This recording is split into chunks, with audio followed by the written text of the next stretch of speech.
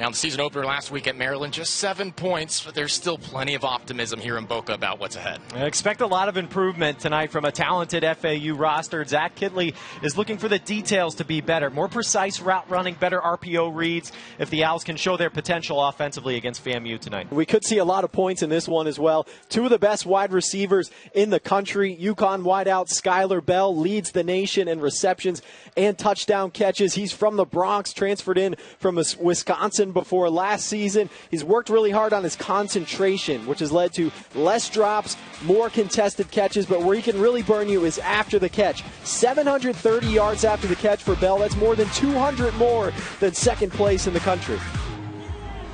The Huskies are going for it, and their bread and butter with their offensive coordinator, former O-line coach Gordon Samus, is the outside zone. They want to run it on the edge with Cam Edwards. That's what I'm looking for here.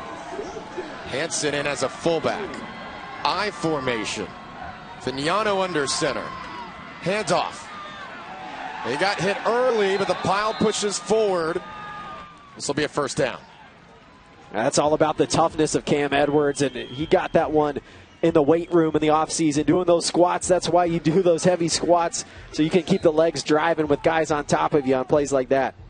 South Florida up 14-0. Keyshawn Singleton at the bottom of the screen at wide receiver. Watch this route that he runs. Look at the move to the inside. Watch how the defender on the right of the screen reacts, and then he takes it back to the outside, wide open, and the run after the catch just outstanding from Keyshawn Singleton for his second score of the night.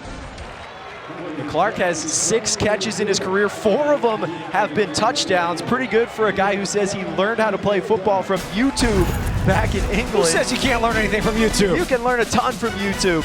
Nice ball from Simon. Nice grab by Clark. We're all tied up at 7.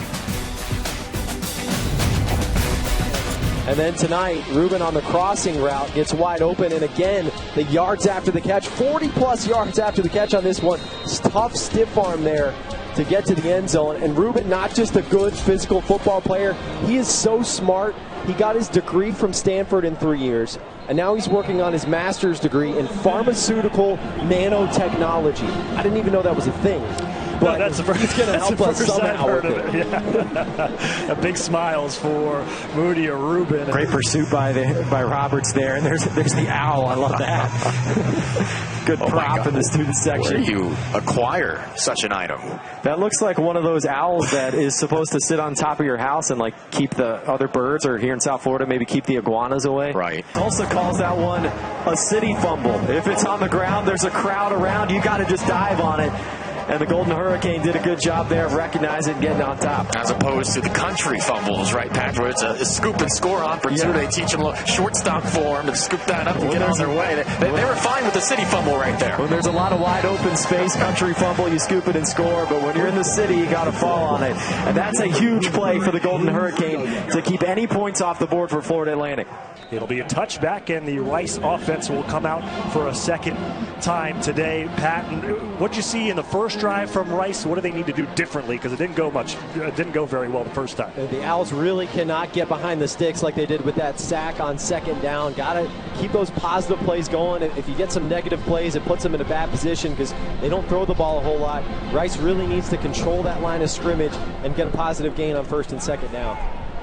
-3 total yards on the first drive for Rice's offense. Coach, coming into the game, you had 2 quarterbacks that you felt good about. What have you liked that you've seen from Evan Simon so far today? Yeah, it's tough to pull Evan and give Giovanni a chance because, again, I mean, we're moving the ball. He has great command of the offense, throwing a great ball right now. So, and that's why we never want to get pinned into a situation where, hey, we're going to play one guy the second series or the third series, because it's football. You know, it's a crapshoot. You never know what you're going to get.